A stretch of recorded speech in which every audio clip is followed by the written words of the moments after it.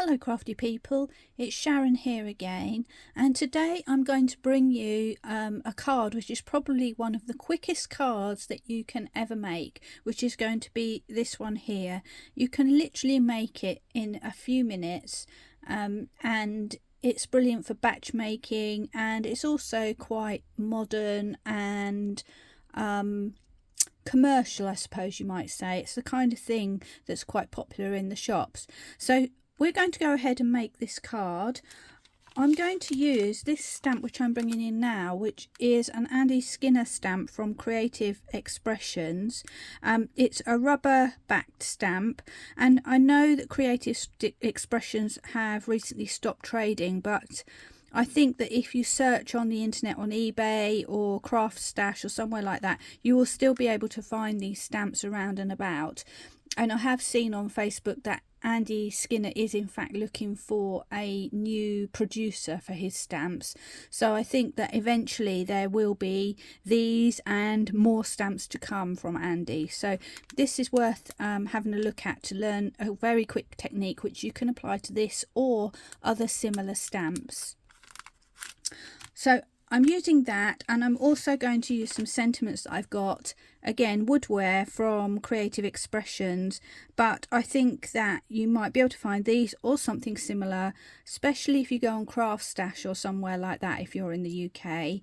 These ones are called More Wishes FRM 072 if that's what you like, if you want to have a search for those. This one is called, I don't know what it's called. Oh, there we go. It's got the places you will go, and it's called CEASR 058. Okay, so let's get going and make our card.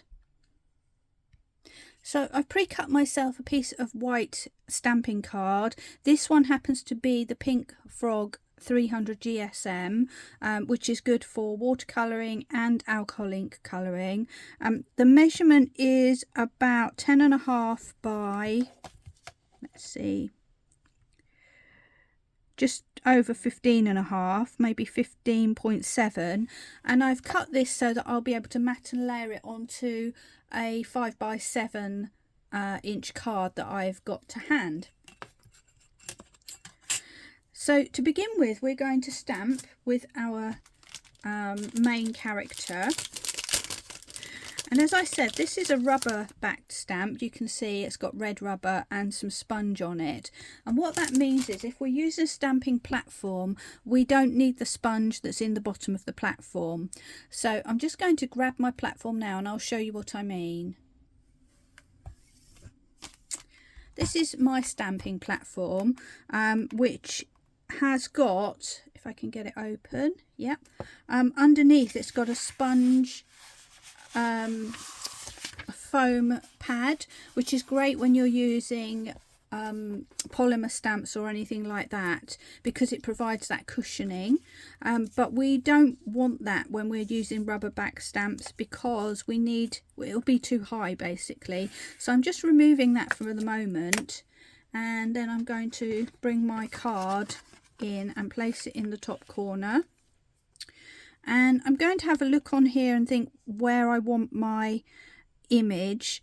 You get a rough idea of the shape of it because obviously it's been cut out into shape. So I'm going to place it roughly in the middle, being mindful that I want to leave room for my sentiment at the bottom. So let's have a little look. I'm just going to eyeball this.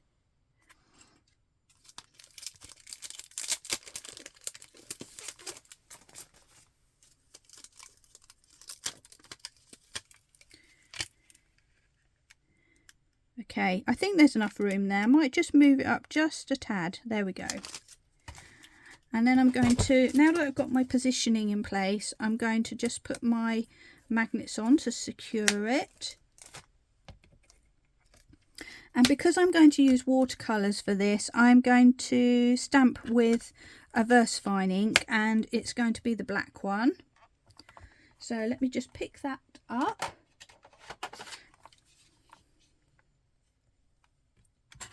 And there we have my stamp in place. So I'm just going to give this a nice stamp all over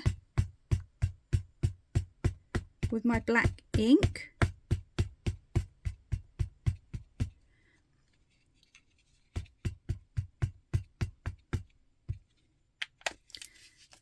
And that's the Versafine Claire in Nocturne. And then I'm just going to flip over so you can see. I'm going to press down onto my stamp and just give it a second for the ink to actually settle in to the paper. That's always a good idea when you're using Versafine, because it does take a little moment just to absorb into the paper, and so if you leave it, you'll get a better image first time around. And there we have it, a beautiful sketchy stamp with one impression. Now if you wanted to make that deeper and darker, you could go in for a second time, but remember this is sketchy and textural, so you don't really need to worry too much as long as you've got the whole stamp imprinted on your piece of card. I'm now ready to add in my sentiment, and I've actually chosen one that says, "Whatever you wish, I wish it for you," which I think is perfect for this because it looks like the little boy is standing there about to make a wish and let his balloon fly off into the sky. Also, the font that we have with this particular set is very childlike, I think, so I think it matches perfectly with this whimsical little boy. And this is a perfect card for batch making. As you can imagine, if you cut out lots of pieces of card the same size, kept putting them up in the left hand corner, you could stamp 10 or 20 of these with minimal effort, you know, just keep replacing the card and stamp again. So it's a really good batch making card. But I'm just making the one for you today. So once again, Versafine ink for my sentiment, and that's because the Versafine is highly pigmented, so it gives a really crisp image, which is particularly important when you're using a font. You know, you want it to come out legible and not blurry or shadowed, unless of course that's the technique you're looking for. But for me, I find that Versafine gives the deepest colour and the sharpest print. And look at that, it didn't quite come out there. Did I not press it?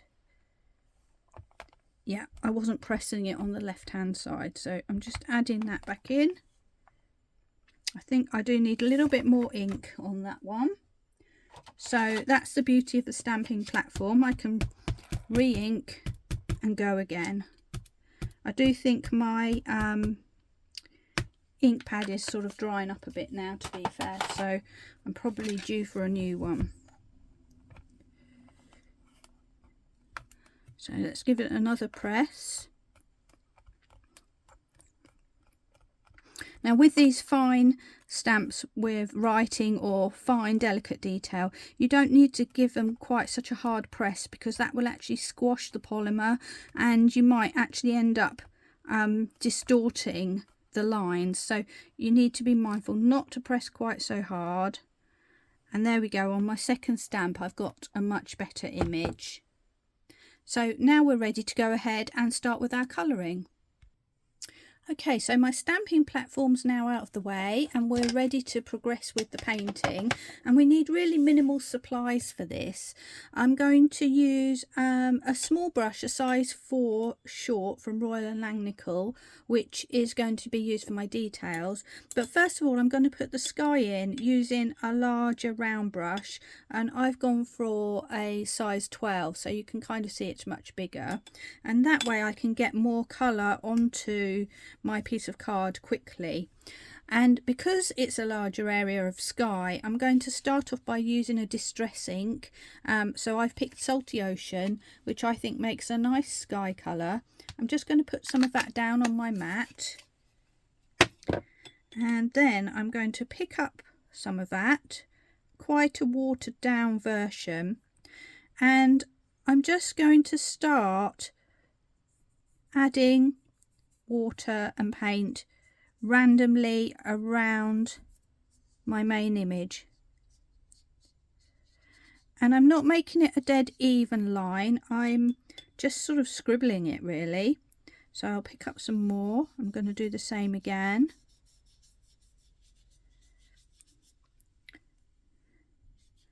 And now we're coming down to the little boy. And you'll notice this isn't a totally smooth blend.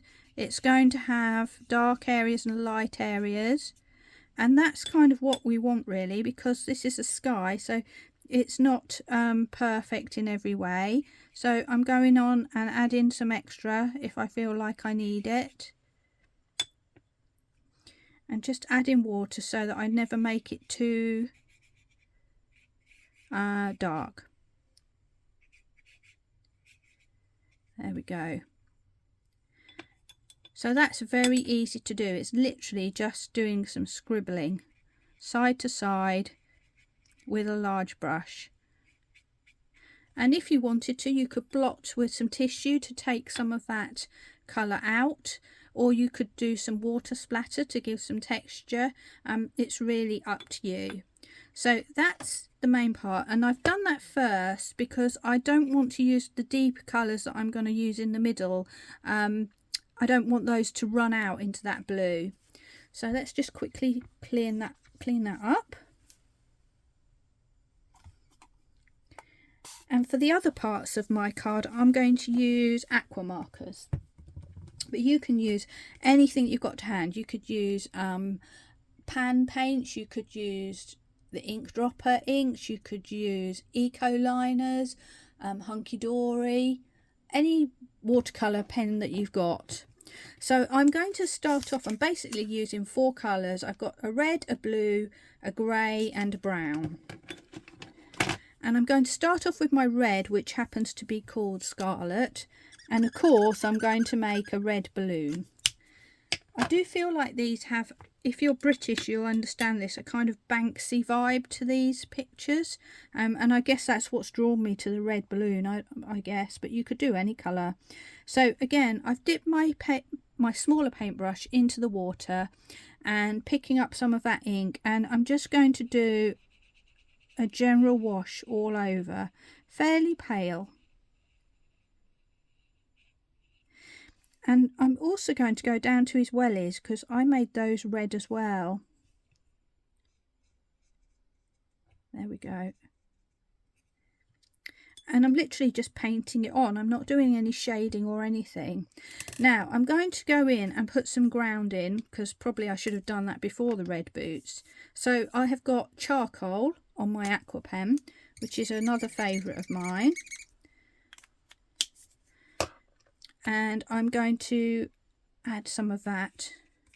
Now to me this looks like water at the top, so I'm just going to have it as if he's on the top of a pier or something like that. He's just standing there, and again I'm keeping my brush quite wet and I'm just going back and forth and letting it fade away at the edges. And I'm going to leave that to dry for a minute, and then I'm going to come back to it and maybe add a little bit more depth. Now I'm going to go to a dark blue, which happens to be marine. And again, I'm going to just rinse off my brush and pick up a little bit and just add it very watered down onto what I think is the sea.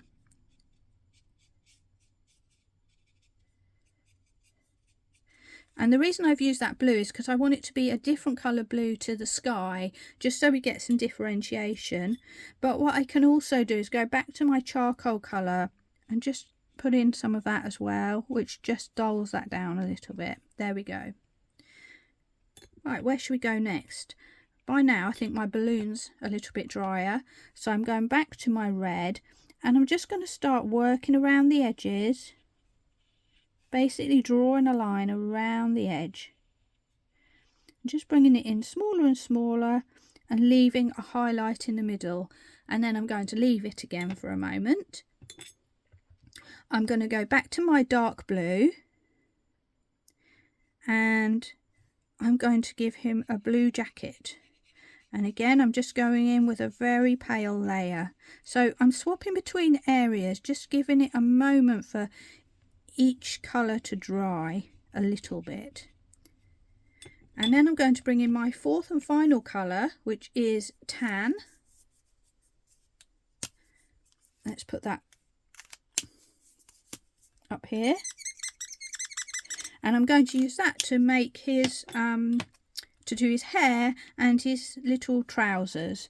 So again, picking some up, I'm just going to give a general colour coating all over his head.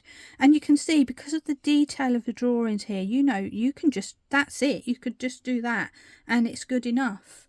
It looks fabulous really, doesn't it? You know, considering there's like no effort whatsoever, no skill required.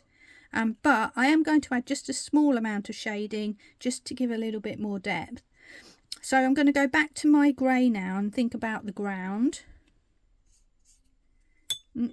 Need to wet my brush, and if you prefer, of course, you could use that bigger brush to do the ground here as well. And again, I'm just swiping it along and letting it do what it wants to do, really. There we go. I'm not going to do any more to the sea because I feel like that's probably got enough on there. I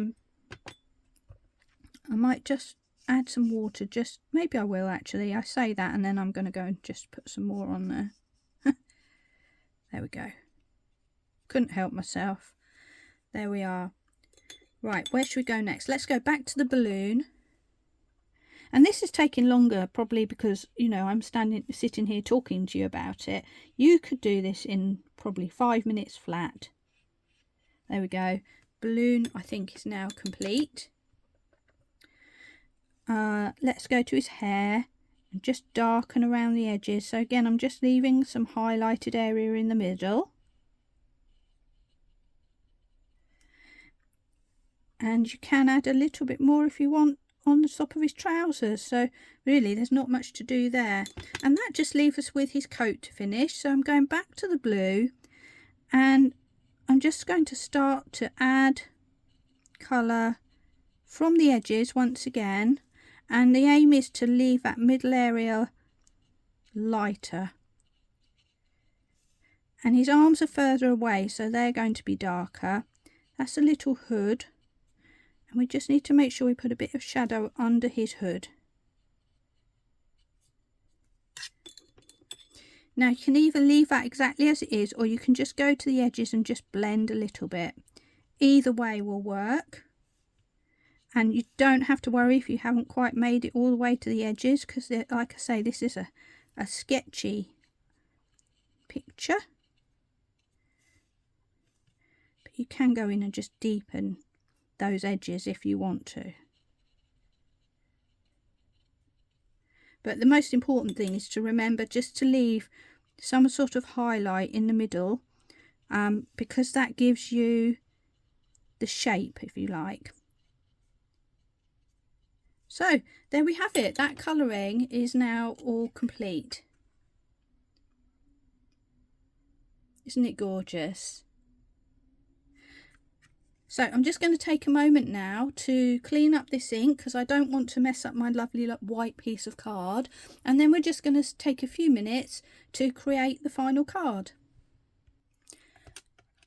Okay, so I've now cleaned everything up and I'm ready to finish off my card, which literally takes minutes. As you know, I do like to doodle around the edges of my cards, and I feel like it just gives this a central point and draws your eye in if I do that. So I'm just going to quickly do that with a uni pin fine liner, and this one is a 0.3, which is slightly thicker than the usual 0.2 that I might use. And the reason I've done that is because these lines here are quite dense, so I kind of want to reflect that. So I'm going to start at the top and just holding my pen loosely and quite far away from the nib, very relaxed. I'm just going to start to bring my pen down, and then I'm just going to do another little wiggly line over the top with a few little wiggles and squiggles, and then coming down the long edge And this is a great way to add a frame and put a finishing touch to your design without going through too much matting and layering, which if you're in the UK is quite important these days, because we get charged quite a lot for anything that's thick or heavy. So this is a great way to do that and save your card for other projects as well. So, but of course there's no reason not to do mattering and layering. You could do a black and red layer. I'm going for a very clean and simple look with just a black mat behind. So there we have our doodles, and hopefully you can see that that really gives it a lovely frame for that beautiful little picture. And I've pre-cut my black card just slightly bigger. I didn't measure it, I just kind of did it by eye, but I'd say it's about 3 millimeters wider all around, which is something that kind of pleases my eye. So I'm using pin flare glue to glue this, because it gives you a little bit of wiggle room if you don't place it quite straight, which is what I am known for, but also once you've got there it grabs quite quickly, so you're not hanging around forever waiting for it to dry. And because it's got a low water content, it doesn't buckle the card either. So it's yeah, I love pin flare glue. It's probably my favourite for this kind of thing. There we go. So that's now stuck down, and all that remains is for us to stick this onto a 5x7 card, which I have here. And I cut this small enough so that actually it would leave a larger border around the edge, which I think looks quite classy. So I'm just going to stick that on.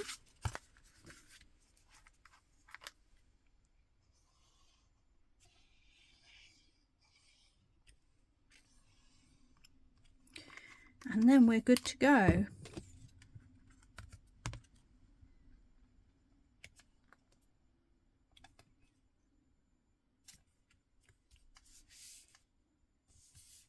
There we are.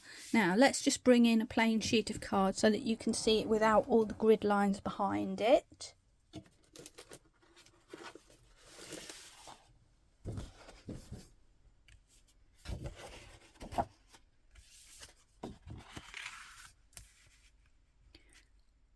And there we have our beautiful, clean and simple arty card. Now I think obviously I've been talking about this as we've been going along, so it's taken a bit longer. I think you could create this card easily in about 10 minutes, and if you're batch making, even quicker. What a beautiful little card to give to someone just to say just because. So I hope you've enjoyed that. Let me know if you'd like to see more videos like this, or indeed just let me know what you'd like to see and I'll try to help you. I'd love it if you would subscribe to me if you like what you see. I've got loads of videos on my channel now, all sorts of different crafting techniques from beginner through to advanced, all of them real time and step by step. So they're a great learning resource if you want to learn papercraft. But that's all for me for now. Thank you for sticking with me today, and I hope to see you soon. Bye bye.